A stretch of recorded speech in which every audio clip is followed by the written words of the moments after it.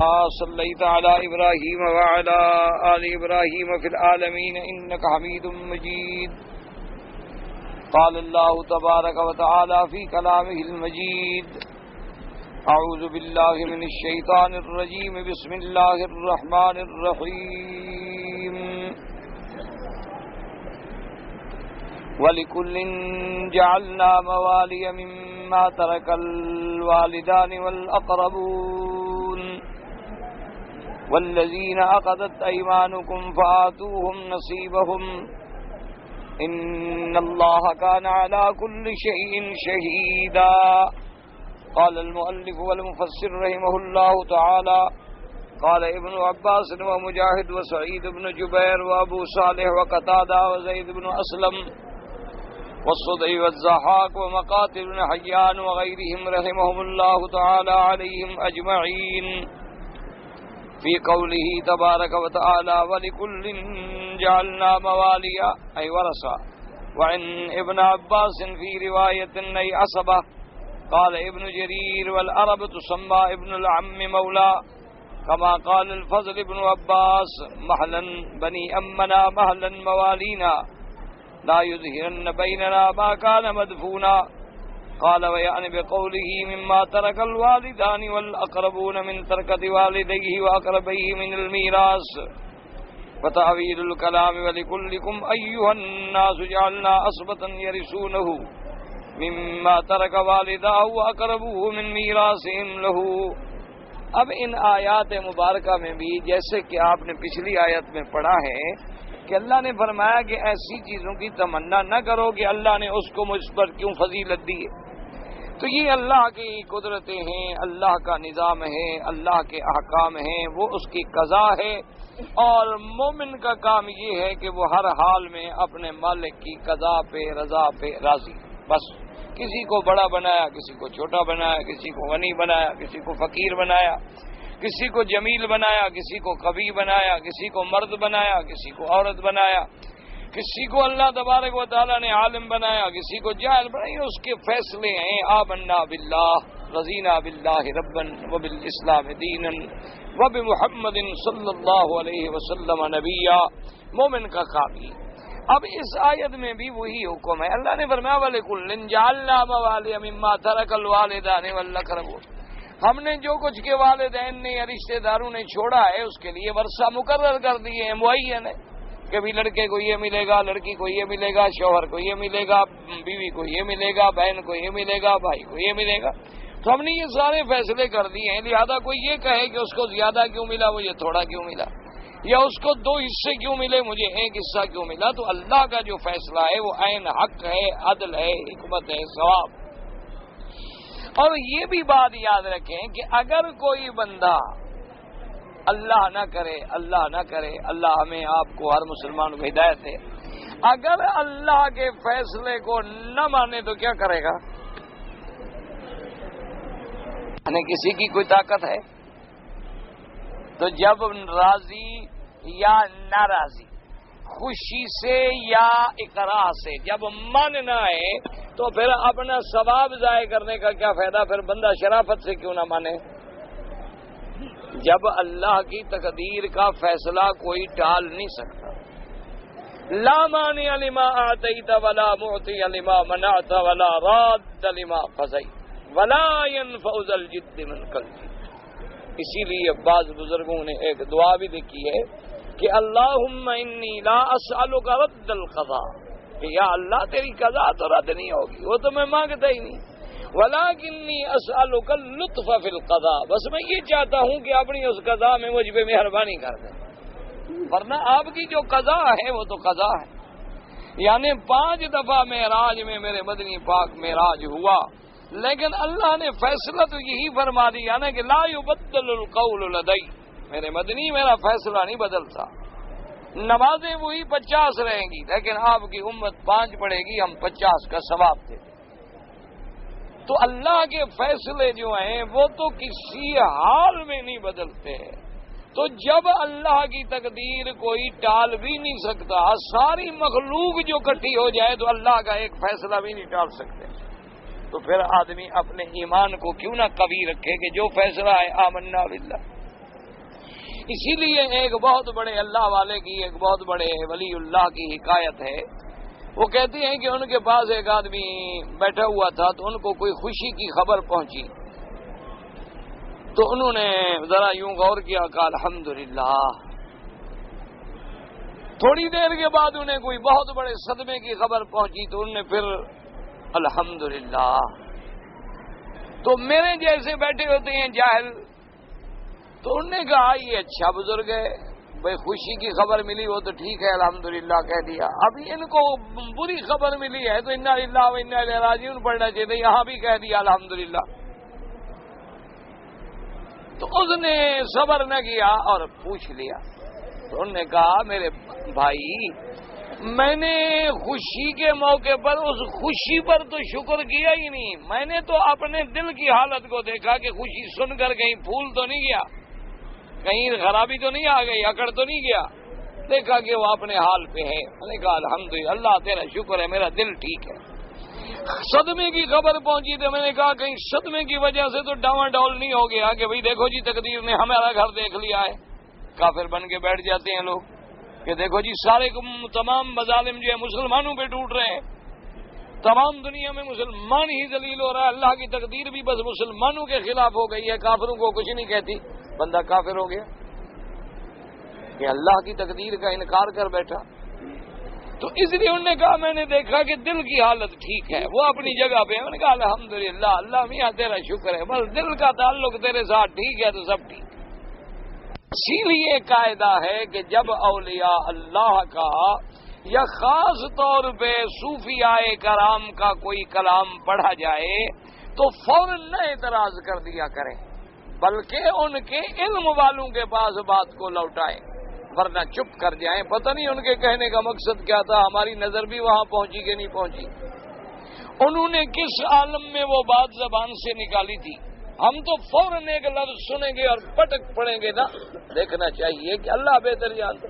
اب دیکھیں نا ایک آدمی کھڑا نماز پڑھ رہا ہے، ہم صرف اعتراض کر دیں، ہمیں کیا پتا وہ بیچارہ قضا پڑھ رہا ہے، ہمیں کیا پتا وہ 2 رکعت طواف کے پڑھ رہا ہے، ہمیں کیا پتا وہ تحیت المسجد پڑھ رہا ہے، ہمیں کیا پتا اس کی کوئی سنت رہ گئی تھی اس کو وہ ادا کر رہا ہے، ہمیں کیا پتا کہ وہ اللہ کے شکر میں آگے 2 رکعت نفل شکرانہ پڑھ رہا ہے، ہمیں کیا پتا اس کو کوئی مصیبت آئی ہوئی ہے اور اس کی وجہ سے وہ نماز پڑھ رہا ہے کہ اللہ میری مصیبت مشکل حل کر دیں.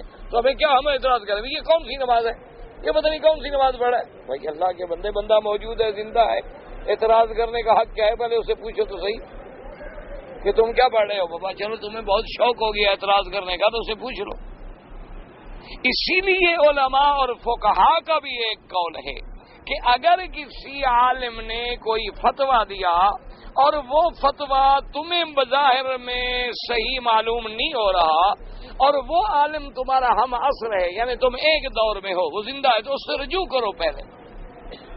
یہ نہیں کہ تم فوراً شروع ہو جاؤ کفر کے فتوے لگانے کے لیے کہ یہ کیا کہہ دیا اور کافر ہو گیا اور یہ ہو گیا اور وہ ہو گیا اور فلانا. جب وہ فتوے دینے والا موجود ہے تو اس سے بات کرو کہ حضرت آپ نے یہ فتویٰ دیا ہے، اس کا کیا وجہ ہے؟ حالانکہ مجھے تو یہ شریعت کے فلاں حکم کے خلاف معلوم ہو رہا ہے، لیکن آپ کا حضرت فتویٰ ہے تو ذرا میری تسلی کرے. تو آپ کو وہ مطمئن کرے. اگر مطمئن نہ کر سکا تو آپ اسے دلائل سے مطمئن کریں تاکہ وہ اپنے فتوے سے رجوع کر لے. تو ہم تو صرف یہ ہوتا ہے نا، بس ایک دوسرے پر ضد میں آ کے پہاڑ توڑ دیتے. تو اس لیے اللہ نے فرمایا وَلِكُلٍّ جَعَلْنَا مَوَالِيَ مِمَّا تَرَكَ الْوَالِدَانِ وَالْأَقْرَبُونَ. فرمایا ہم نے سب کے لیے وارث بنا دیے، ان کے والدین کے ورثے موجود، اقارب کے ورثے موجود. تو اب جھگڑے کا کیا ہے؟ فیصلہ تو اللہ نے کر دیا. اب لفظ موالیہ مولا مادہ ایک ہے. مولا تو مولا جو ہے وہ ابن یعنی چچے کی اولاد کو بھی کہتے ہیں مولا. اچھا اسی طرح مولا غلام کو بھی کہتے ہیں مولا. عبد جو ہے وہ بھی مولا ہے، مولا القوم منہم. اسی طرح مولا بمانے سید بھی ہے، بمانے سردار بھی ہے. اسی لیے مولا کا لفظ جو ہے یہ ولایت سے بھی ہے اور ولایت سے بھی ہے. تو اس لیے لفظ مولا جو ہے اس کے کئی معنی ہیں، کئی معنوں میں وہ استعمال ہوتا ہے. تو اسی لیے جیسے اللہ مولانا ولا مولا لہم، تو اسی طرح اللہ ولی الذین آمنوا، اسی طرح آتا ہے اولیاء الذین کفروا بعضهم اولیاء بعض. تو اسی طرح لفظ مولا جو ہے کئی معنوں میں استعمال ہوتا ہے، اس لیے احتیاطاً علماء کہتے ہیں کہ اللہ کے سوا کسی پر یہ لفظ استعمال نہ کرو، کیونکہ فوراً ذہن متبادر جو ہے وہ اسی طرف جاتا ہے کہ اللہ بھی ہمارا مولا ہے، یہ بھی ہمارا مولا ہے، حضرت علی بھی مولا ہے. ورنہ اب ایک آدمی جو معنی کو سمجھتا ہے، جو ترجمے کو سمجھتا ہے، جو اس میں فرق کر سکتا ہے کہ بھئی یہ لفظ تو سید کے لیے بھی ہے، سردار کے لیے بھی ہے، غلام کے لیے بھی ہے، چچے کی اولاد کے لیے بھی ہے، یہ لفظ جو ہے ولایت سے بھی ہے، ولایت سے بھی ہے، تو اس کے استعمال میں کوئی فرق نہیں پڑتا.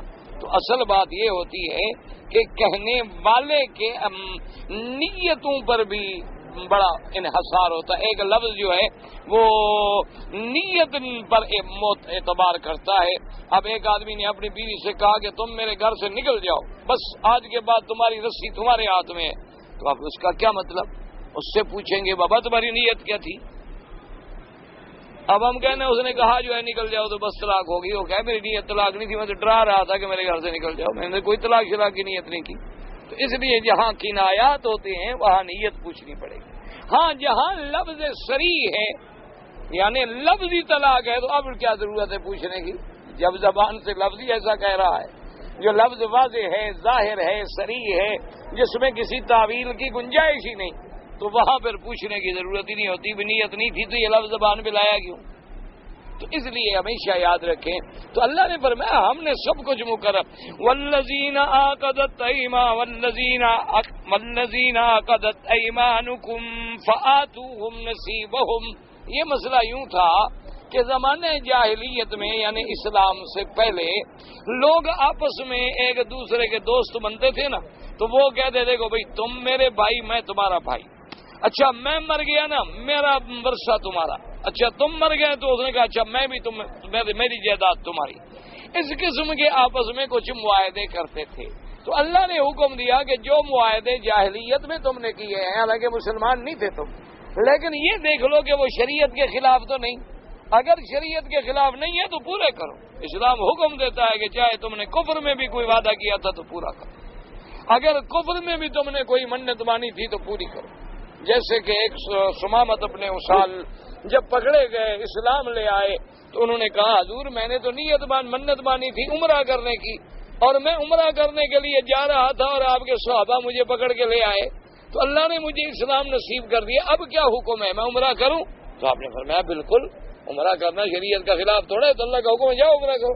حالانکہ انہوں نے عمرے کا ارادہ اس وقت کیا تھا جب وہ مسلمان بھی نہیں تھے، کیونکہ کافر بھی تو عمرہ کرتے تھے، کافر بھی حج کرتے تھے، کعبۃ اللہ کا طواف کرتے تھے، باقاعدہ قربانیاں کرتے تھے. تو اس لیے اسلام یہ حکم دیتا ہے کہ بھئی اگر تمہارا کسی ہندو سے، کافر سے، سکھ سے، یہودی سے، نصرانی سے کوئی معاہدہ ہے اور وہ تم نے اس وقت کیا تھا جب تم بھی مسلمان نہیں تھے، لیکن یہ دیکھو کہ وہ معاہدہ اسلام کے خلاف تو نہیں، اگر اللہ کے رسول کے احکام کے خلاف نہیں ہے تو پورا کرو. اسلام حکم دیتا ہے کہ اپنے وعدوں پہ قائم رہو. اس لیے مفسر رحمۃ اللہ علیہ فرماتے ہیں ان سب حضرات نے فرمایا کہ موالیہ کا معنی ہے ورثہ. اسی لیے حضرت ابن عباس رضی اللہ تعالیٰ عنہ فرماتے ہیں یعنی اس سے مراد ہے اسبا. تو اسبا بھی وارث ہوتے ہیں، ذوی الارحام یا ذوی الفروض یا ذوی اسبا.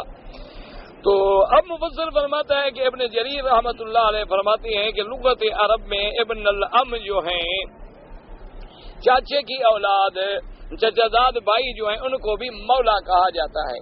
جیسے فضل ابن عباس نے شعر میں کہا تھا کہ محلن بنی امنا محلن موالینا، اے ہمارے چچے کی اولاد ٹھہرو ٹھہرو ٹھہرو صبر کرو، لا یظہرن بیننا ما کان مدفونا، ہماری آپس کے درمیان میں جو باتیں چھپی ہوئی ہیں، جو دفن ہوئی ہیں ان کو نہ نکالو گے تو پھر لڑائیاں پڑ جائیں گی نا، اس لیے ان کو دفن رہنے دو، صبر کرو. تو اس لیے فرماتی ہیں کہ ما ترک الوالدان والاقربون کا معنی یعنی من ترکت والدیہ، جو اس کے والدین چھوڑ جائیں یا اس کے قریبی رشتہ دار میراث چھوڑ جائیں، اللہ نے سب کے حصے مقرر کر دیے. اسی لیے فرمایا وَلِكُلِّكُمْ أَيُّهَا النَّاسُ جَعَلْنَا أَسْبَةً، اللہ نے فرمایا ہم نے سب کے لیے اسبا بھی معین کر دیے، ورثہ بھی معین کر دیے. وہ وارث بنتے ہیں جو ان کے والدین چھوڑتے ہیں. تو جب اللہ نے میراث مقرر کر دیا ہے تو اب کسی کو کیا حق ہے کہ یہ لڑکی کہے کہ مجھے تھوڑا مل رہا ہے، لڑکے کو زیادہ کیوں مل رہا ہے؟ اللہ نے جو فیصلہ کیا وہ عدل ہے، وہ حق ہے، وہ انصاف ہے، اس میں جب آپ قلب سلیم سے غور کریں گے تو اللہ کے فیصلے آپ کو ماننے ہوں گے کہ عین حق ہیں، عین عدل ہیں اور عین ثواب ہیں۔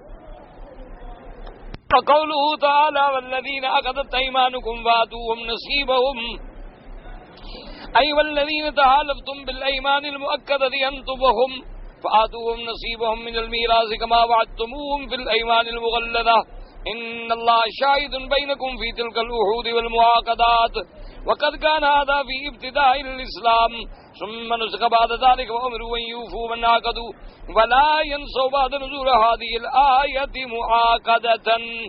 اب جناب اللہ نے فرمایا کہ والذین عقدت ایمانکم، کیا معنی؟ جس پہ تم نے بڑی بڑی قسمیں کھائیں، تحالفتم بالایمان، جس پہ تم نے قسمیں کھائیں اور ایک دوسرے سے تم نے وعدے کیے پورے کرو، اللہ نے حکم دیا کہ وہ پورے کرو۔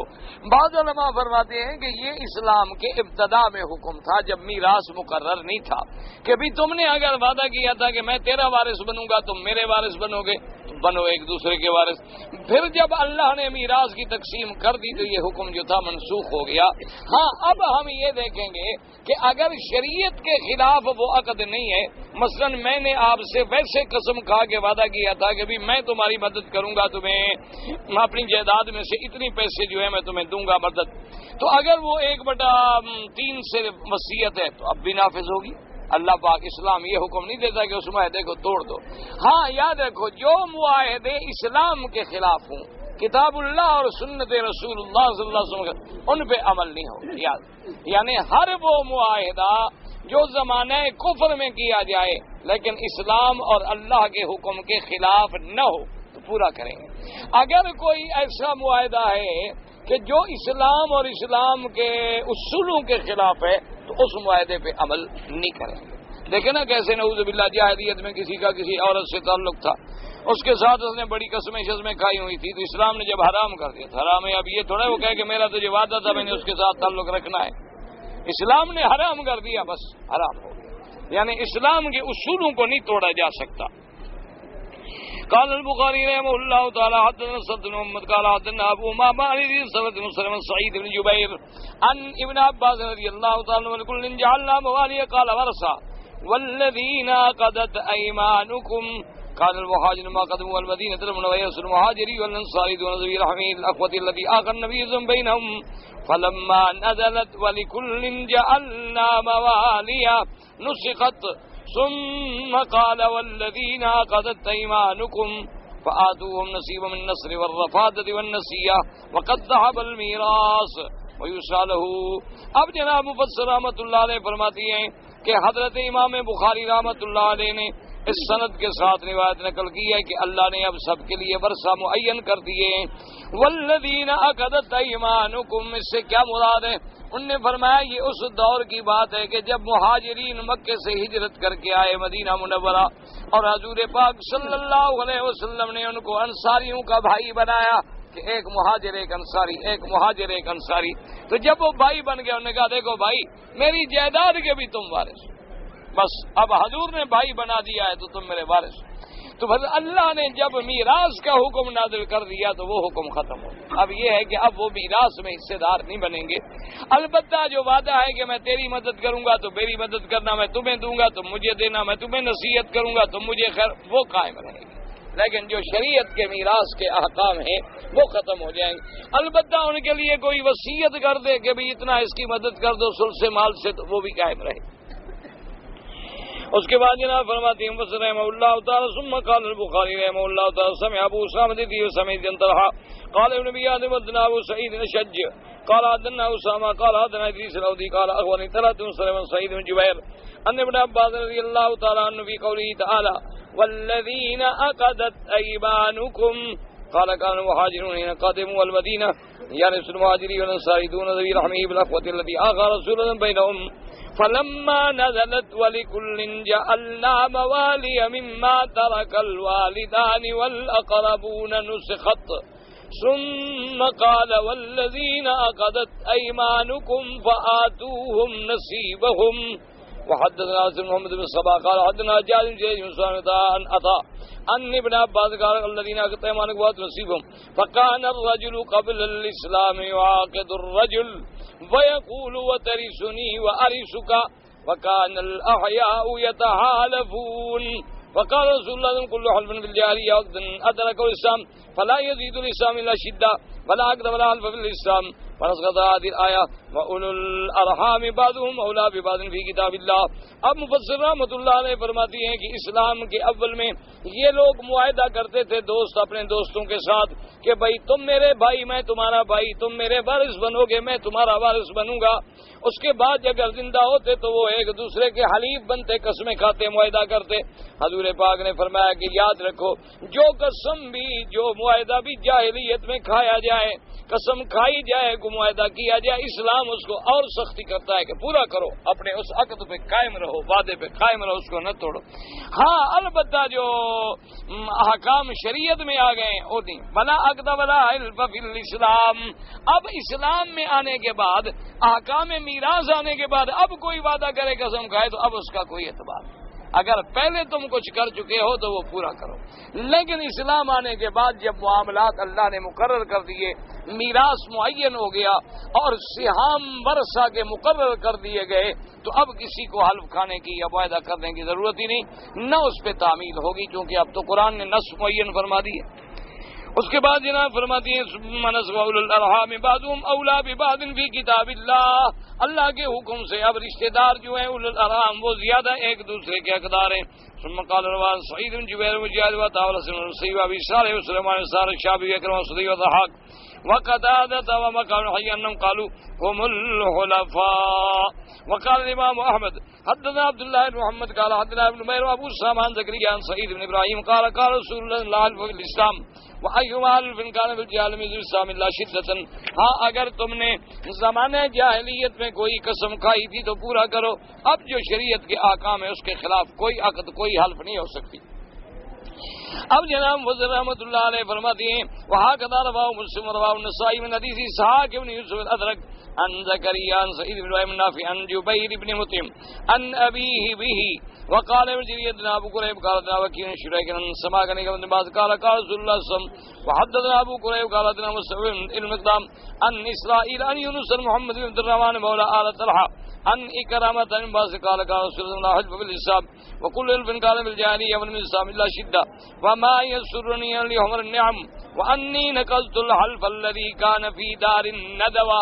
حضور نے فرمایا کہ جو زمانے جاہلیت میں معاہدے ہو چکے، قسم ہو چکی، وعدہ ہو چکا، عقد ہو چکا، اس کو پورا کرو. حتیٰ کہ فرمایا کہ دار الندوہ میں جب مشرکین مکہ نے ایک معاہدہ کیا اس میں حضور بھی شریک ہوئے تھے صلی اللہ علیہ وسلم. حضور صلی اللہ علیہ وسلم بھی شریک ہوئے تھے. اصل میں وہ معاہدہ کیا تھا کہ بھئی ہم جو ہے مکے والے سردار مل کر ہر مظلوم کی مدد کریں. معاہدہ یہ تھا کہ جو بھی کوئی مظلوم ہوگا ہم سب سردار کھڑے ہو کے اس مظلوم کی مدد. تو حضور نے فرمایا اس معاہدے میں میں بھی تمہارا شریک، تو اس پہ حضور قائم رہے.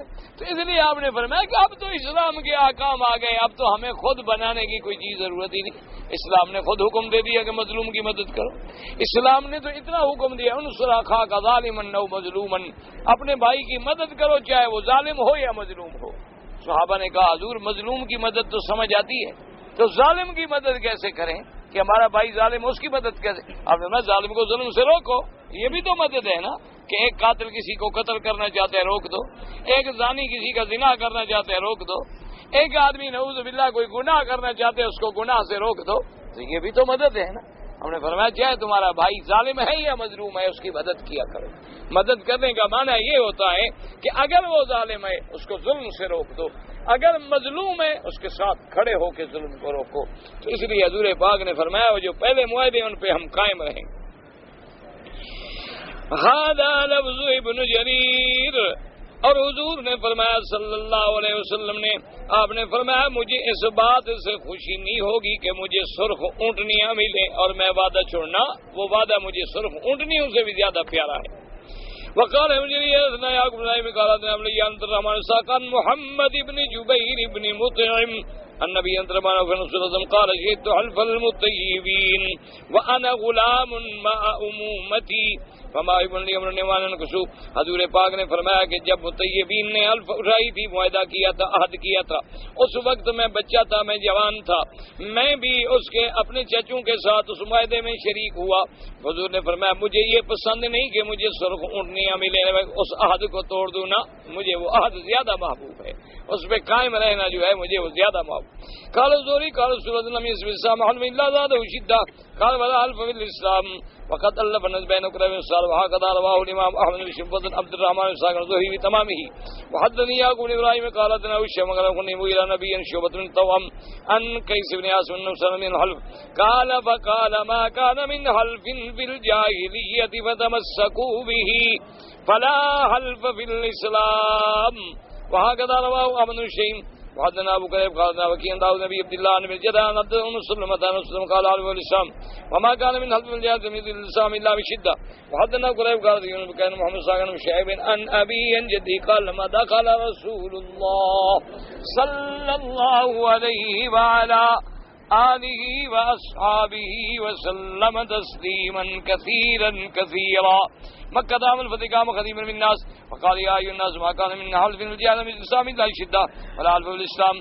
میرے آقا سرکار مدینہ صلی اللہ علیہ وسلم جب مکہ شریف میں داخل ہوئے، جب مکہ فتح ہو گیا، اللہ نے اپنے پاک پیغمبر کی نصرت اور عزت کی، تو حضور پاک نے مکے میں کھڑے ہو کے خطبہ دیا اور آپ نے فرمایا لوگو اگر کسی نے اسلام سے پہلے کوئی قسم اٹھائی ہے، کوئی وعدہ کیا ہے تو پورا کرو.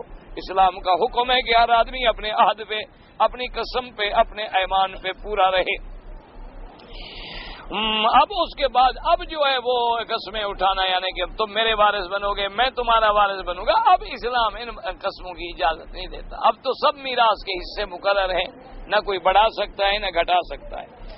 اور اس کے بعد فرماتے ہیں ثم رواه الحديث حسين المعلم عبد الرحمن بن شيب به وقال الامام احمد حدثنا عبد الله محمد قال حدثنا ابن نمير وابو سامان زكريا صاد ابراهيم نبيه عن جبير بن قال قال رسول الله الف في الاسلام وايما الف قال من الجاهليه من الاسلام لا شده وهكذا رواه مسلم عبد الله محمد وابو بكر الشيخ الزادي مثل ورواه ابو داود عثمان عن محمد بن شيخ بن محمد بن شيخ بن نمير وابي اسامه ثلاثه من زكريا بن زاد بن صادق مثل ورواه ابن جرير من حديث محمد بن شبيه ورواه النسائي من حديث ساق بن يوسف ادرك عن زكريا عن سعد بن ابراهيم النافع بن جبير بن ابي به وقال امام احمد حدثنا وشيء من قال اخبرنا مغيرة النبي ان شوأبة بن التوأم ان كيس بن عاصم سلم من حلف قال ما كان من حلف الرجال والسقوف ولا في الاسلام وقد رواه شعبان مغيرة وهو ابن مقسم النبي به. وقال محمد بن داود حسين قال كنت اقرب من سعد بن الربيع مع ابن يا موسى بن سعد كان يتيما في ابي بكر فقرات عليهم الذين عقدت ايمانكم وقال لا ولكن الذين عقدت ايمانكم قال انما نزلت في ابي بكر وابنه عبد الرحمن حين ابى ان يسلم فحلف ابو بكر ورسول الله سمعين واللسان بالسيف امر الله ان يورثه نصيبه. بی بی نے فرمایا کہ یہ آیت جو ہے سیدنا ابی بکر رضی اللہ تعالیٰ عنہ اور ان کے بیٹے عبد الرحمن کے بارے میں نازل ہوئی، کیونکہ عبد الرحمن ابن ابی بکر نے انکار کر دیا تھا کہ میں اسلام میں داخل نہیں ہوتا، تو حضرت ابو بکر رضی اللہ تعالیٰ عنہ جلال میں آ گئے، ان نے بھی قسم کھا لی. انہوں نے فرمایا اگر تم اسلام میں نہیں آتے ہو تو میں تمہیں اپنی جائیداد کا وارث نہیں بناؤں گا، اللہ یورثہ. لیکن خدا کی شان ہے فلما اسلم حين عمل على الاسلام بالسيف، جب اللہ نے اسلام کو قوت دے دی، عزت دے دی، عظمت دے دی، اب وہ بھی مسلمان ہو گیا. جب غلبہ آ گیا وہ بھی مسلمان ہوا. تو اب اللہ کا حکم آیا کہ نہیں اس قسم پہ نہیں باقی رہو، وہ شریعت کے خلاف ہے، تم اب بیٹے کو وارث بناؤ. ہاں اگر نعوذ باللہ یاد رکھو ایک آدمی مسلمان ہے بیٹا کافر ہے تو کافر مسلمان کا وارث نہیں بنتا. لا یرث المسلم والکافر والکافر کافر مسلمان کا وارث نہیں، مسلمان کافر کا وارث. ختم، دین علیحدہ ہو گیا، بات ختم. البتہ وہ مسلمان ہے تو بس اچھا وہ کافر رہا لیکن بعد میں مسلمان ہو گیا، وارث بنے، اس لیے اس کو وارث بنایا جائے. مقصد یہ ہوا کہ اگر تم نے اسلام سے پہلے کوئی حلف اٹھائی، کوئی وعدہ کیا، کوئی معاہدہ کیا ہے اور وہ اسلام کے خلاف نہیں ہے، اسلام کہتا ہے پورا کرو۔ اگر اللہ کے رسول کے حکم کے خلاف ہے تو پھر وہ پورا نہیں۔ اسی طرح یہ بھی قاعدہ ہے کہ ہم مثلا اپنے والدین کی، اپنے اولیاء الامور کی ہر کام میں فرما برداری کریں گے، الا وہ اللہ رسول کے خلاف کوئی حکم نہ دیں۔ اب اگر کسی کو والدین کہیں کہ نماز نہ پڑھو تو یہ تھوڑا ہے کہ وہ کہے جی میں نے تو فرما برداری کرنی ہے، یا بیوی کو حکم ہے کہ خاوند کی فرما برداری کرے اور خاوند کہے بیوی کو پردہ نہ کرو، خاوند کہے بیوی کو بال کٹاؤ، خاوند کہے بیوی کو کہ باہر دوستوں میں میرے ساتھ چلو، تو اس میں اطاعت نہیں۔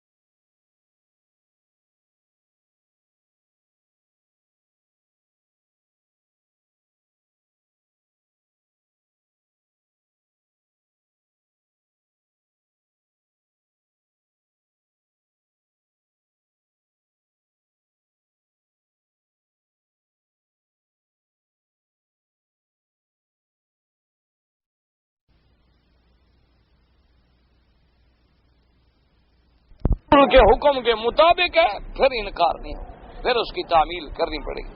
آج کل یہ بھی تو بڑا ایک عذاب آیا ہوا ہے نا جی، کہ بعض لڑکیاں بیچاری بالکل الحمدللہ اللہ سے ڈرنے والی ہوتی، لیکن خاوند کہتا ہے کہ نہیں میری بے عزتی ہوتی ہے، میں بڑی سوسائٹی کا آدمی ہوں، بال کٹاؤ، فیشن کرو، میرے ساتھ باہر نکلو۔ اب وہ نہ جائے تو گھر برباد ہوتا ہے، جائے تو اللہ رسول ناراض ہوتے ہیں۔ بہت بڑے مشاکل ہیں، بہت بڑے مشکلات ہیں اور بہت بڑے مسائل۔ اللہ تبارک و تعالی ہی بس رحم فرمائے۔ اس لیے میں تو کہتا ہوں بعض لوگ غریب ہیں نا، بڑے پریشان ہوتے ہیں جی ہم غریب ہیں، تکلیف ہے، میں کہتا ہوں یہ بھی اللہ کی رحمت ہے، ابھی غریب ہو کے جان بچی ہوئی ہے اور عذابوں میں تو نہیں ہے نا۔ بڑے آدمی جو عذاب میں مبتلا ہے نا ان کے ذرا گھر جا کے تو دیکھو، ان کو تم بڑا آدمی سمجھتے ہو نا، جن کی کاریں دیکھ کے تم بڑے پریشان ہوتے ہو، بڑی بڑی کاریں، گاڑیاں، ہوائی جہاز، بنگلے، اندر جا کے دیکھو تو ان کی زندگیاں جہنم ہیں، جہنم۔ دو چار گولیاں کھا کے نیند کرتے ہیں، سو نہیں سکتے بیچارے۔ اس کے بجائے ہم لوگ غریب ہوتے ہیں، لیکن اللہ کے یہاں ابھی حرم شریف میں ماشاء نماز ختم کر کے اسی قالین پہ سر رکھو سو، یعنی خدا جانتا ہے نعوذ باللہ، یعنی میں کوئی یہ نہیں کہ اپنی کو بزرگی بتا۔ کئی دفعہ حرم میں صبح مجھے خیال یار یہاں سو کیوں نہیں، بڑا اچھی ٹھنڈی ہوا ہے، مزہ کر رہی ہے، خیال آتا ہے بھائی بے ادبی ہے، چلو ٹھیک ہے، انسان ہے نا آخر، نیند کی حالت میں کیا پتا کس حال میں پڑا ہے، ٹھیک ہے، ایک مسافر ہے اس کے لیے تو اجازت ہے کہ سو جائے، اگر کسی کے پاس گھر ہے تو اس کے لیے بہتر ہے کہ اپنے گھر میں جا کے سوئے، کہ آخر اللہ کا گھر ہے، اللہ کا حرم ہے۔ انسان نیند کے بعد تو نہیں جانتا نا میں کس حال میں پڑا ہوں، اللہ رحمت فرمائے انسان کی کوئی ایسی بات ہو جائے تو بہرحال یعنی دل کرتا ہے آدمی کا، اور خدا جانتا ہے، دیکھیں نا ایسی نیند جو یہاں آتی ہے نا وہ آپ کو کسی گھر کے محلات میں بھی نہیں ہے۔ تو بس دیکھیں نا، بس لوگ قالین لپیٹیں گے یا جوتا رکھیں گے سرانے پر، سو جائیں ہاں ماشاء بے فکر بے غم ہو کے بڑے آرام سے سکون سے، ان کو پتا ہے کہ گھر میں کون سا سونا پڑا ہے کوئی لے جائے گا، کون سا سونا۔ بڑے آدمیوں کا تو جناب یہ ظاہری بس آپ دیکھیں آگے پیچھے نوکر چمک دمک، اندر جاؤ تو جہنم ہے، جہنم۔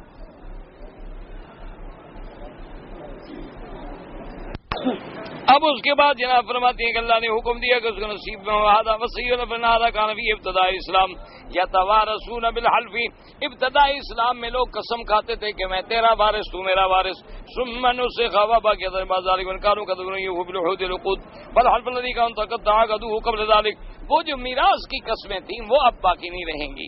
وتقدم یدی جبین تمہارے مصعب الفسام بھائی مال برکان بالجاہلیت لم يدل سام الا شدہ وهذا نصب رضی اللہ عنہ ذهب الى التوارث بالحلف اليوم كما هو مذهب ابي حنیفہ واصحابہ ورائے احمد حنبل وصحیح قول جمهور مالک شافعی احمد مشهور ولا قال تعالی قل ان شاء الله موالي مما تقربون لقلبون. اب مفسر رحمۃ اللہ نے فرماتی ہیں کہ بعض لوگ یہ اس بات کے قائل ہیں کہ آج بھی توارث حلف سے قائم ہو سکتا ہے، تو یہ بات جو ہے ان کا نہیں صحیح نہیں ہے. حالانکہ امام ابو حنیفہ، امام احمد بن حنبل رحمۃ اللہ علیہ کا بھی ایک قول یہ ہے کہ آج بھی اگر کوئی حلف اٹھائے کہ تم میرے وارث میں تمہارا وارث تو یہ توارث ہوگا. لیکن جمہور کہتے ہیں کہ نہیں، بس اب توارث نہیں ہوگا. ولہذا قال تبارک وتعالى كل جعلنا موالي مما ترك الوالدان والاقربون اي ورثة من قرابات من ابوهم واقربائهم ويحسنون دون سائر الناس. اللہ نے فرمایا کہ اب ہم نے مسلمانوں کے لیے ان کے والدین سے، ان کے رشتہ داروں سے ورثہ معین کر دیے ہیں، وہی وارث میراث کے وارث بنیں گے، باقی لوگ جو ہیں وہ وارث نہیں بنیں گے. كما ثبت في الصحيح عن ابن عباس رضي قال عليه كل فرائض بأهلها فما بقي فلأولى رجل ذكر. آپ نے فرمایا کہ فرائض میراث جو ہے ان کے حقداروں کو ادا کرو، اس کے بعد بھی اگر کچھ بچتا ہے تو اس بندے کا جو زیادہ پھر قریبی رشتہ دار مرد ہوگا اس کو ملے گا. اے اقسم المیراث اللہ اصحاب الفرائض الذين ذكروا الله في آية الفرائض فما باقي بعد ذلك فآتوا للعصبة. یعنی پہلے ذوی الفرائض کا میراث تقسیم کیا جائے گا، اگر ذوی الفروض سے کوئی بچے گا تو پھر عصبات جو ہیں وہ حقدار ہوں گے. قولوا تعالی والذین عقدوا ایمانکم قبل نزول هذه الآیة نصیبا من میراث فأیما حلف عقد بعد ذلك فلا تأصیل له. البتہ اللہ کے قرآن کی اس آیت اترنے سے پہلے اگر تم نے کوئی قسم کھائی تھی، تم نے کوئی عہد کیا تھا تو اس کو پورا کرو. لیکن اس آیت کے آنے کے بعد اب تم قسم کھا کے کسی کو وارث نہیں بنا سکتے ہو، اب اللہ نے اسلام میں معین کر دیے. اس لیے اس کے بعد فرمایا والذین وقد قیل ان هذه الآیة نسخت الحلف فی المستقبل وحکم الحلف الماضی ایضا فلا توارث به کما قال ابن ابی حاتم. اچھا، اب دو باتیں ہیں. ایک بات تو یہ ہے کہ اسلام سے پہلے کسی آدمی نے قسم کھائی تھی اپنے کسی دوست کے ساتھ کہ تم میرے وارث میں تمہارا وارث. اچھا، اب یہ حکم آ گیا تو کیا وہ سابقہ قسم جو ہے وہ بھی ختم ہو گئی یا وہ تو پوری کریں گے، آئندہ نہیں کریں گے؟ بعض علماء کہتی ہیں کہ آئندہ مستقبل میں نہیں کریں گے، لیکن جو اس آیت کے اترنے سے پہلے معاہدے ہو چکے ہیں، قسم ہو چکی ہے، ان کو پورا کریں. اور بعض علماء فرماتی ہیں کہ نہ، جب یہ آیت نازل ہو گئی اب اگر کوئی پہلے کی قسم ہے تو ماضی والی بھی ختم، اور آئندہ مستقبل میں تو خیر ختم ہے ہی ہے، کیونکہ اس آیت کے اترنے کے بعد تو اب ہم اور کوئی چیز اسلام کے خلاف یا شریعت کے خلاف نہیں کر سکتے. لیکن جو سابقہ معاہدہ ہے کیا وہ قائم رہے گا یا نہیں؟ بعض علماء کہتے ہیں وہ تو قائم رہے گا، اس کو تو پورا کر دو، لیکن آئندہ مستقبل میں اثر نہیں کرے گا. اور بات فرماتے نہیں وہ ماضی والا بھی منسوخ اور آنے والے زمانے میں بھی منسوخ. اب کسی کو ہم قسم سے دوستی میں وارث نہیں بنا سکتے. اب وارث وہی ہیں جن کو اللہ نے وارث بنایا ہے، اس میں ذوی الفروض ہیں، عصبات ہیں. سب سے پہلے ذوی الفروض، ذوی الفرائض سے بچ جائے تو پھر عصبات کو دیا جاتا ہے. ما قال ابن ابی حاتم حدثنا ابو سعید الاشج قال حدثنا ابو اسامہ قال حدثنا حدیث الاودی قال اخبرني طلحة بن سليمان صحيح جبير ان ابن عباس فآتوهم نصيبهم قال من النصرة والنسية والرفادة ويوسى له وقد ذهب الميراث. وہ بھی حضرت ابن عباس فرماتی ہیں کہ آتوهم نصيبهم کا کیا معنی کہ بھئی میراث تو ختم ہو گیا، اب میراث تو اللہ نے معین کر دیا. البتہ اس کے ساتھ نصرت ہے، مدد ہے، اعانت ہے، کوئی عطیہ ہے وہ دے دو. اور اسی طریقے سے اس کو میراث کے بارے میں جو تم نے وعدہ کیا تھا وہ نہیں چلے گا، کیونکہ اب اللہ نے حکم کر دیا، میراث معین ہو گیا.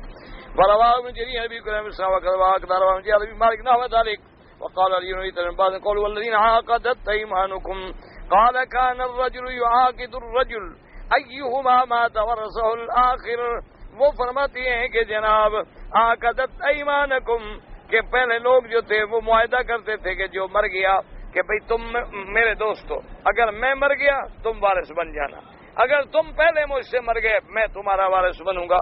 اس کے بعد اللہ نے قرآن نازل کیا وَأُولُو الْأَرْحَامِ بَعْضُهُمْ أَوْلَىٰ بِبَعْضٍ فِي كِتَابِ اللَّهِ مِنَ الْمُؤْمِنِينَ وَالْمُهَاجِرِينَ إِلَّا أَن تَفْعَلُوا إِلَىٰ أَوْلِيَائِكُمْ مَعْرُوفًا۔ اللہ نے فرمایا کہ اب ختم، بس اب ان کے اپنے رشتہ دار جو ہیں وہ ایک دوسرے کے حقدار ہیں، اب دوست جو ہے وہ میراث کا حقدار نہیں بنے۔ إِلَّا أَن تُوصُوا لَهُم بِوَصِيَّةٍ فَهِيَ لَهُمْ جَائِزَةٌ مِّن ثُلُثِ الْمَالِ وَهَٰذَا هُوَ الْمَعْرُوفُ۔ ہاں اگر تم نے 1/3 حصہ جائیداد کے اس کے اندر کوئی وصیت کی تھی کہ اس کو دینا، تو وہ نافذ ہوگی، وہ تو دی جائے گی، باقی جو ہے وہ وارثوں کا حق ہے تمہارا نہیں۔ وهكذا نسخ غير واحد من السلف أنها منسوخة بقوله تبارك وتعالى وأولو الأرحام بعضهم أولى ببعض في كتاب الله من المؤمنين والمهاجرين إلا أن تفعلوا إلى أوليائكم معروفا۔ وقال سعيد بن فاطمة نصيبا من الميراث قال وآكد أبو بكر مولا فورثه۔ اب وہ فرماتے تھے کہ تم نصیبہم کا معنی یہ ہے کہ اگر تم پہلے کوئی معاہدہ کر چکے ہو تو وہ تو میراث دے دو، آئندہ اب نہیں ہوگا۔ کہتے ہیں کہ حضرت ابو بکر نے ایک غلام سے یہ وعدہ کیا تھا لیکن آپ نے ان کو وارث بنایا، جو کہا تو ورثہ دیا۔ رواه قال الزهري مسلم هذا الذين كانوا يتبنون رجالا غير أبنائهم يورثونهم فأنزل الله فيهم فجعل لهم نصيبا في الوصية ورد الميراث للموالي في ذي الرحم والعصبة فأبى الله أن يكون ذي الميراث من اتاهم وتبناهم ولكن جعل لهم نصيبا من الوصية۔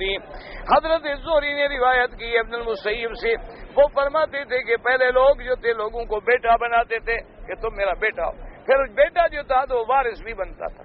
اللہ نے فرمایا کہ یہ بات نہیں ہے کہ زبانی کلامی بیٹا بناؤ تمہارا وارث بھی بن جائے، نہ، اگر تم نے اس کے لیے کوئی وصیت کی ہے، کوئی مدد کی ہے، وہ تو ہوگی، باقی تمہارا وارث وہی بنے گا جس کو اللہ نے وارث بنایا ہے، جو تمہارے حقیقی اولاد ہے، جو تمہارے حقیقی بیٹے بیٹیاں ہیں۔ منہ بولے بیٹے بیٹیاں جو ہیں وہ وارث نہیں بنتے۔ کسی کو آدمی نے کہہ دیا تم میری بیٹی ہو، کسی کو کہہ دیا تم میرے بیٹے ہو، اور وہ تبنا بنا دیا، وہ بعد میں وارث بھی بنے نا، اس کو وارث تو نہیں بنے گا، البتہ اس کے لیے جو تم نے کوئی مدد کرنی ہے وہ چاہے کر دو۔ رواه ابن جرير وكذا ابن جرير أن المراد بقوله نصيبهم من النصرة والنصيحة المعونة لا أن المراد فآتوهم نصيبهم من الميراث حتى تكون الآية منسوخة ولا أن ذلك كان حكما۔ آتوهم نصيبهم کا کیا معنی؟ وہ فرماتے ہیں کہ منسوخ ہونے کی کوئی بات ہی نہیں، مقصد یہ ہے کہ ان کی مدد کرو، اعانت کرو، نصیحت کرو، ان کو فائدہ پہنچاؤ، باقی جو احکام شریعت ہیں، احکام میراث ہیں، ان میں کسی قسم کا تبدل تغیر جو ہے وہ نہیں ہو سکتا۔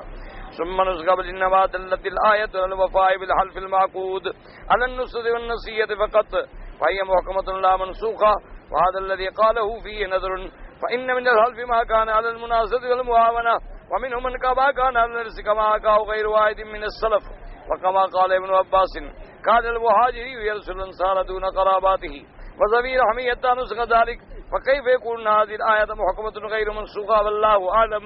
اب مفسر فرماتی ہے کہ اس کے بعد جو ہے ثم نسخہ کہ پھر منسوخ ہو گئی، فرماتے ہیں کہ نہیں، یہ آیت تو دلالت کرتی ہے کہ اگر کوئی قسم کھائی گئی نصرت و نصیحت کی تو پوری کریں، آیت محکمہ ہے، منسوخہ نہیں۔ وہ کہتا ہے جو یہ کہتے ہیں کہ منسوخہ نہیں ہے یہ غلط ہے، اعتراض ہے مجھے، کیونکہ اگر مناصرت و معاونت کی حکم ہو، اصل بات یہ ہے کہ پہلے جیسے حضور باغ نے مہاجر و انصار کو بھائی بنایا تھا، تو حتیٰ کہ مہاجر انصار کا وارث بنتا تھا، وہ حقیقی بھائی کو بھی وارث نہیں بناتے تھے۔ وہ کہتے تھے بھی ٹھیک ہے تم تو میرے بھائی ہو، لیکن یہ وہ بھائی ہے جس کو میرے مدنی پاک نے میرا بھائی بنایا، یہ تو میرا وارث بنے گا، اصلی بھائی بھی نہیں بنے گا۔ تو اللہ نے احکام منسوخ کر دیے کہ خبردار ایسی کوئی بات نہیں ہوگی، جو احکام ہم نے میراث میں معین کر دیے ہیں وہی وارث بنیں گے، ان کے علاوہ کوئی کسی کو وارث نہیں بنا سکتا۔ البتہ اگر کوئی زبانی کلامی یا تمہاری معاہدے ہیں یا تمہاری ایک دوسرے سے مدد ہے یا ایک دوسرے کو کچھ دینے کا وعدہ ہے یا تم نے کوئی وصیت کی ہے کہ تیسرے مال تیسرے حصے کے اندر وہ دے دو، واللہ عالم۔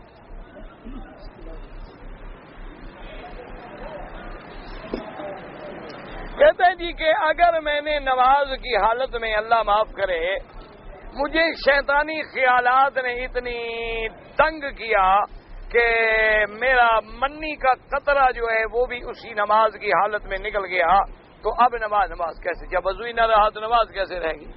ایک موٹی سی بات ہے بھئی، اللہ نے تمہیں عقل بھی تو عطا فرمایا ہے نا کہ بغیر وضو کے نماز ہوتی ہے۔ جب وضو ٹوٹ گیا، ویسے تم نماز پڑھے اور ہوا نکل گئی، کیا ہوگا؟ نماز پڑھتے رہو گے؟ صاف بات ہے کہ جب وضو نہیں رہے گا تو نماز بھی نہیں رہے گی، تم نماز توڑ دو گے، باہر جاؤ گے۔ اگر تو وہ منی ہے، منی اور ودی مزی میں فرق ہے۔ منی اس کو کہتی ہے کہ شہوت آنے کے بعد ٹپک کے نکلے اور اس کے بعد عضو جو ہے وہ مر جائے، یہ ہوتی ہے منی۔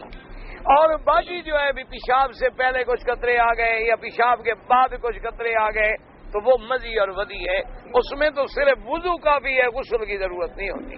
غسل کی ضرورت وہاں ہوتی ہے جہاں آدمی کا مادہ منویہ شہوت کے ساتھ نکلے، وہاں جو ہے وہ غسل کیا جاتا ہے۔ اسی طرح اگر میاں بیوی آپس میں ملے ہیں اور انسان کے اعضائے تناسل کا اگلا حصہ جو ہے وہ غائب ہوا ہے، چاہے پانی نہ بھی نکلا ہو تو پھر بھی انہیں غسل کرنا ہوگا، دونوں کو غسل جنابت کرنا پڑے گا۔ کئی دفعہ ایسا ہوتا ہے کہ میاں بیوی لیٹے رہے، ایسا بھی ہوا لیکن دونوں کو شہوت ختم نہیں ہوئی یا انزال نہیں ہوا، لیکن غسل پھر بھی ان کو کرنا پڑے گا۔ اسی طرح اگر کسی آدمی نے نیند میں دیکھا ہے کہ بھئی احتلام ہو رہا ہے کسی عورت کے ساتھ، باقاعدہ وہ اللہ معاف کرے مجامعت بھی کر رہا ہے، لیکن نیند کھلنے کے بعد دیکھا کہ کپڑوں پہ کوئی اثر نہیں، کوئی داغ نہیں، کوئی چیز نہیں لگی، کوئی غسل کی ضرورت نہیں۔ سمجھ آ گئی بات؟ کیونکہ یہ شریعت کے مسئلے، ان میں کوئی شرم کی بات نہیں ہوتی، ان کو قرآن و حدیث نے باقاعدہ بڑی وضاحت کے ساتھ بیان کیا۔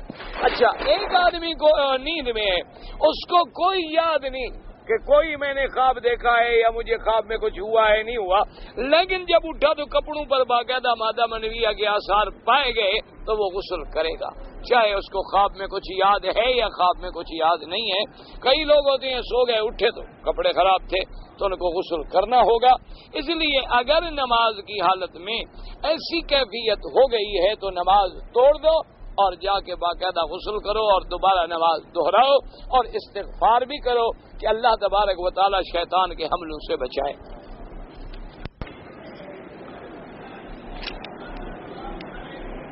التحیات للہ والصلوات والطیبات، جب ہم نماز میں پڑھتے ہیں تو مجھے پہلے اس سے بسم اللہ الرحمن الرحیم پڑھنا ہے؟ بالکل نہیں پڑھنا۔ بسم اللہ الرحمن الرحیم کس بات کا؟ التحیات قرآن شریف تو نہیں ہے اللہ کے بندے، اور وہ تو نماز میں اگر تم پہلے پڑھ چکے ہو بسم اللہ الرحمن الرحیم وہی کافی ہے۔ ہر کام کے شروع کرنے میں بسم اللہ ہوتی ہے۔ قرآن کی سورت اگر شروع کریں تو وہاں بسم اللہ الرحمن الرحیم ہم پڑھیں گے، لیکن التحیات پڑھنے سے بسم اللہ، پھر درود پڑھیں تو اور بسم اللہ، پھر اس کے بعد دعائیں مانگیں تو اور بسم اللہ، پھر یہ تو اپنی نماز ہو گئی نا جو بڑھاتے جائیں ہم، اس میں کوئی بسم اللہ نہیں پڑھی جاتی۔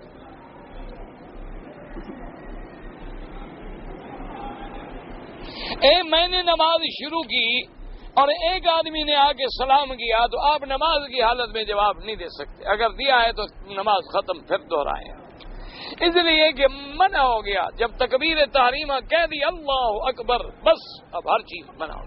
پہلے اسلام میں نماز میں سلام کا جواب دینے کی اجازت تھی، لیکن بعد میں حضور صلی اللہ علیہ وسلم نے منع فرما دیا۔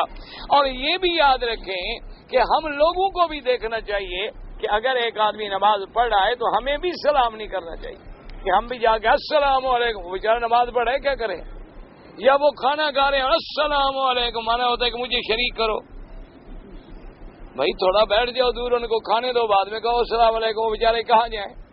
اچھا، اسی طرح بعد آدمی نماز میں علیحدہ بیٹھا ہے کچھ پڑھ رہا ہے، جائیں گے السلام علیکم، اب وہ غریب جواب نہ دے تو لوگ کہیں گے متکبر ہے، دیکھو ہم نے سلام کیا جواب نہیں دیتا، اور اگر جواب دے جو پڑھ رہا ہے اس غریب کا وہ تو گیا، وہ تو کٹ گیا۔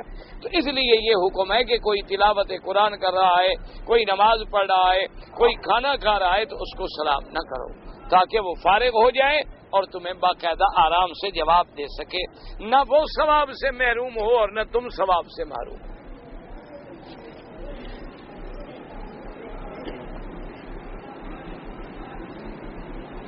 کہتے ہیں جی کہ مردوں کو تو جنت میں عورتیں ملیں گی تو اگر کوئی عورت ہے تو حدیث میں نہیں آیا کہ حضور کی بھی شادی ہوگی. حضور صلی اللہ علیہ وسلم کی حدیث موجود ہے، آپ نے فرمایا کہ میری شادی جنت میں بھی ہوگی. بلکہ ایک روایت میں ہے کہ حضور کی 2 شادیاں ہوں گی.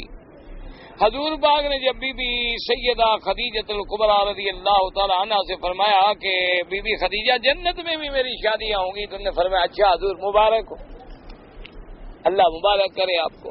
تو یہ روایات میں موجود ہے کہ بی بی آسیہ جو ہیں یعنی امرات فرعون کی بیوی، چونکہ وہ ایمان پہ فوت ہوئیں، اللہ نے ان کو فرعون کے مظالم سے بچایا، تو وہ بھی قیامت میں حضور کی بیوی بنے.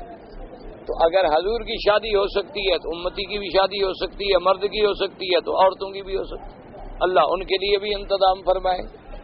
اور دوسرا سب سے بڑی بات یہ ہے کہ قرآن کا ایک وعدہ ہے کہ جنت میں جانے کے بعد جو مانگو گے ملے گا. ایک صحابی نے کہا حضور وہاں بچے بھی پیدا ہوں گے؟ آپ نے کہا خواہش کرو گے تو ہوں. ایک صحابی نے کہا اچھا حضور وہاں اونٹنی بھی ملے گی؟ عربوں کو بدو کو تو اونٹ بڑا پیارا ہوتا ہے. انہوں نے کہا تمنا کرو گے تو اونٹنی بھی ملے گی. انہوں نے کہا اچھا حضور پھر اونٹنی بچہ بھی جینے گی؟ وہ اونٹنی کا دودھ جو میں نے پینا ہے. تو آپ نے فرمایا جب تم تمنا کرو گے تو اونٹنی کو اللہ میں اچھی بچہ بھی دیں گے. تو اگر وہ عورتیں تمنا کریں گی تو اللہ ان کو بھی دیں گے. یہ تو واضح مسئلہ، یعنی مرد کو دیں گے عورت کو کیوں نہیں دیں گے؟ جب مرد کو اللہ تبارک و تعالی اپنی بیوی بھی دے رہے ہیں اور اس کے بعد حوریں بھی دے رہے ہیں، تو اللہ اگر عورت تمنا کرے گی، ہاں اگر اللہ تمنا ہی ان کے دل سے اٹھا دے تو اللہ کی مرضی ہے، اللہ تبارک و تعالی کی مرضی. دیکھو یاد رکھو، اسلام نے عورتوں کے معاملے میں اتنا احترام کیا ہے. سارا قرآن پڑھ جاؤ، بی بی مریم کا نام آپ کو ملے گا قرآن، اور کسی بیوی کا نام آپ کو نہیں ملے. اچھا بی بی مریم کا نام بھی کیوں ملے گا کہ حضرت عیسیٰ علیہ السلام کی ماں ہے اور ان کا باپ ہے نہیں، ان کو نسبت کیا جاتا ہے یعنی اللہ تو عورت کا قرآن میں نام لینا بھی نہیں چاہتے، نام پر بھی پردہ ہے. اس لیے اللہ نے مردوں کا تو ذکر کر دیا کہ ان کو حوریں ملیں گی، لیکن عورتوں کو کیا ملے گا یہ شان کریم کے خلاف تھا. پردے میں رکھ دی بات کہ کرم والے اور جو اب سب سے خالق ہے، مالک ہے، رحیم ہے اور حیا کے پیدا کرنے والا ہے، وہ اس کا اپنا حیا کیسے ہوگا؟ اس لیے اللہ نے اس کو تو پردہ دے دیا. تمہیں فکر پڑ گئی ہے کہ ان عورتوں کا کیا ہوگا؟ اس بیچارے کو بڑا فکر ہے کہ عورتوں کا کیا ہوگا. تم دنیا میں ان کی شادی کر دو، مسئلہ ہی حل ہو جائے، عورتوں کا پھر پریشانی نہیں رہے گی نا تمہیں. بھئی جس کی شادی ہوگی اس کو تو شوہر ملے گا نا. تمہیں جو فکر ہے کوئی لڑکی ہے، بیٹی ہے، بہن ہے، جلدی شادی کرو تاکہ مسئلے کا فکر ہی نہ رہے تمہیں. سارا دن سوچتے رہتے ہیں کہ پوچھیں کیا کریں، بس دعا کرو اللہ ہدایت. سارا دن ایک بیچارے پریشانی میں ہوتے ہیں کہ بھئی آج کوئی ایسا سوال ہم پوچھیں مولوی صاحب سے کہ بس مولوی صاحب لٹک جائے. فکر نہ کرو میں تم سے تو نہیں لٹکتا، کوئی بڑا عالم آگے پھنسا دے تو لہذا بات ہے. ورنہ مولوی کی اتنی بڑی زبان ہوتی ہے، ایسے لوگوں سے نہیں چپ ہوتا. مولوی روٹی زبان کی کھاتا ہے اور مولوی کے پاس کیا ہوتا ہے بیچارے کے پاس؟ باقی تو ہمارا یہ ٹور شور ہے بس دیکھنے والا. مسئلہ یہ اس لیے وہ سوال پوچھا جائے. یاد رکھو اسلام نے منع کیا، یہ میں مذاق نہیں کر رہا، قرآن ہے. لا تسألوا عن اشیاء ان تبد لکم تسؤکم. اللہ نے فرمایا ایسے سوال نہ پوچھے جائیں کہ اگر پھر وہ ظاہر ہو جائیں تو تمہیں برے لگیں. ایک صحابی نے ایک دن اس کو لوگ تہمت لگاتے تھے کہ تم فلاں کے بیٹے نہیں ہو، تمہارا باپ اور تھا. ایک دن حضور صلی اللہ علیہ وسلم کے سامنے کھڑا ہو گیا، کہا حضور من نبی، میرا باپ کون ہے؟ حضور نے فرمایا تم فلاں کے بیٹے ہو، جو اس کا صحیح باپ تھا. تو بڑا خوش ہو گیا. اب تو نبی پاک نے تصدیق کر دی نا کہ میں واقعی اپنے باپ کا بیٹا ہوں، جس کی تصدیق خود محمد پاک فرما دیں. گھر میں آیا، ماں کو بڑا خوش ہو کے سنایا. ماں نے کہا اچھا عجیب آدمی ہو، کیوں یہ سوال پوچھا تم نے؟ اس نے کہا ماں روز مجھے تانے دیتے تھے، آج مدنی پاک نے میری تصدیق کر دی، میری تو جان. نے کہا خدا نہ کرے اگر میں نے کوئی گناہ کیا ہوتا تو نے تو اپنی ماں کو قیامت تک کے لیے دلیل کر دیا تھا نا. یہ تو اللہ کا شکر ہے کہ میں نے گناہ نہیں کیا تھا اور تم حلالی تھے. اگر خدا نہ کرے مجھ سے کوئی گناہ ہوا ہوتا اور اللہ کا نبی کہہ دیتے کہ تم اپنے باپ کے بیٹے نہیں ہو، پھر تم قیامت تک کیسے زندہ رہتے؟ ایسی بات کیوں پوچھتے ہو؟ اس لیے اسی طرح حضور پاک سے جب حج کی فرضیت کا باری آئی تو ایک صحابی کھڑے ہو گئے، انہوں نے کہا کل عام یا رسول اللہ، فسکت رسول اللہ۔ اس نے پھر کہا کل عام یا رسول اللہ، حضور حج ہر سال فرض ہے، حضور چپ ہو گئے۔ اس نے دوسرے دفعہ پوچھا حضور حج ہر سال فرض ہے، آپ چپ ہو گئے۔ اس نے تیسرے دفعہ پوچھا، آپ نے فرمایا اللہ کے بندے زندگی میں ایک دفعہ فرض ہے، لو قلت نعم لوجبت، اگر میں کہہ دیتا کہ ہر سال فرض ہے تو اللہ فرض کر دیتے، پھر کون پورا کرتا؟ یہ زندگی میں جو ایک دفعہ ہے ہم تو یہ بھی نہیں پورا کر رہے۔ اب دیکھو نا اس وقت مسلمان دنیا میں کتنا عرب ہیں، کتنی پرسنٹیج آتی ہے؟ 0% بھی نہیں آتے حاجی۔ اگر دیکھا جائے کہ پورے عالم میں کتنی مسلمان ہیں، کتنی عرب مسلمان ہیں، آتے ہم کتنی ہیں؟ تو اس لیے میرے بھائی یہ ناراضگی کی بات نہیں ہوتی، بات یہ ہے کہ یہ معاملات آخرت کے ہیں، جنت کے ہیں، دنیا کے احکام ہی الگ ہیں، آخرت کے احکام الگ ہیں، زمینوں کے احکام الگ ہیں، آسمانوں کے احکام الگ ہیں۔ جب وہ عالم ہی ہم نے نہیں دیکھا تو ہمیں اس میں بحث کرنے کی کیا ضرورت ہے؟ ہمیں اس کے اندر جانے کی کیا ضرورت ہے؟ اللہ نے فرما دیا ہے کہ جنت ہے، جہنم ہے، آمنا باللہ۔ اب کوئی کہے کہ جی مجھے جہنم دکھاؤ تو مولوی کہاں پکڑ کے لے جائے گا؟ نہ اب کوئی آدمی کہے جی چلو مولوی صاحب جہنم ہے، ہو گیا کہ چلو یہ دکھاؤ تو میں دکھا سکتا ہوں اس کو۔ اس لیے ہمیشہ یاد رکھیں کہ آدمی سوال وہ پوچھتا ہے جو ضرورت ہے۔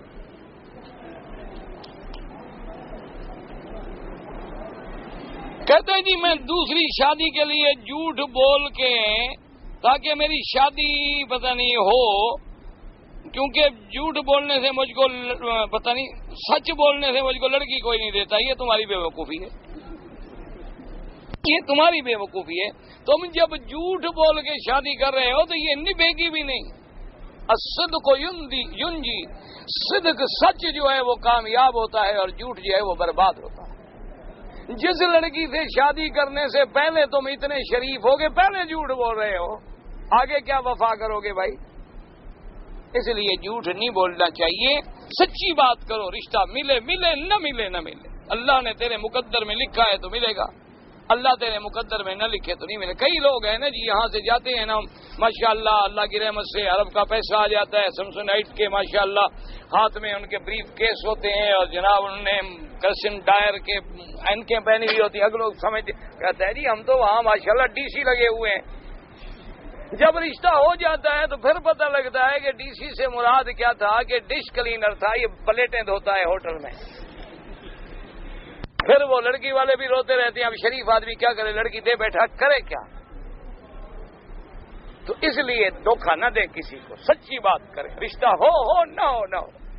لعنت اللہ علی الکاذبین، اللہ نے جھوٹوں پہ لعنت بھیجی۔ تو تم لعنتی بن کے جو شادی کرو تو کیا فائدہ ہوا ایسی شادی کرنے؟ سچی بات کرو، اللہ نے مقدر میں لکھا ہے تو مل جائے گا، نہیں لکھا ہے تو اللہ کی مرضی۔ میں حفر الباطن سے عمرے کی نیت سے آیا، احرام نہیں باندھا، مسجد عمرہ سے باندھا، دم پڑ گئی، ایک بکری دم ادا کریں۔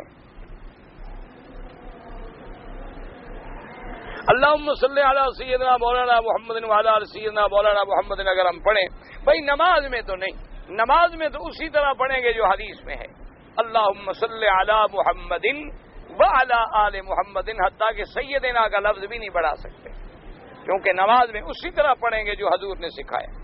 آگے پیچھے اگر کوئی آدمی لفظ بڑھاتا ہے حبیبنا و سیدنا و قائدنا، کوئی بات نہیں، کوئی ایسی بات نہیں۔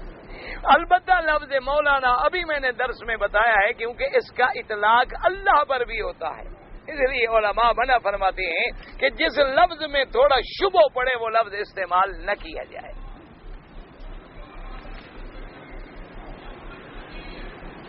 کہتا ہے جی میں نے ایک شخص سے ادھار لیا ہے اور لے کر میں نے اور کسی کو دے دیا، اب مجھے وہ پیسے نہیں مل رہے، جس کے پیسے میں نے دینے ہیں وہ مجھے تنگ کر رہا ہے کہ میرے پیسے دو، تو کیا میں قرض لے کر سود پر پیسے دوں؟ نہیں، سود کی لعنت سے بچیں، بالکل، سود ہر حال میں حرام۔ ہر حال میں آرام ہے. تم 2-4 معزز آدمی قابل اعتماد اس کے پاس لے جاؤ جو اس کو تسلی دیں کہ بھئی تم قرض میں مجھے مہلت دو. ذو عسرۃ فنظرۃ الی میسرہ، اللہ کے قرآن کا حکم ہے کہ اگر قرض ہے فنظرۃ الی میسرہ، اس کو مہلت دے تو اللہ اس کے لیے آسانیاں پیدا کر دیتے ہیں.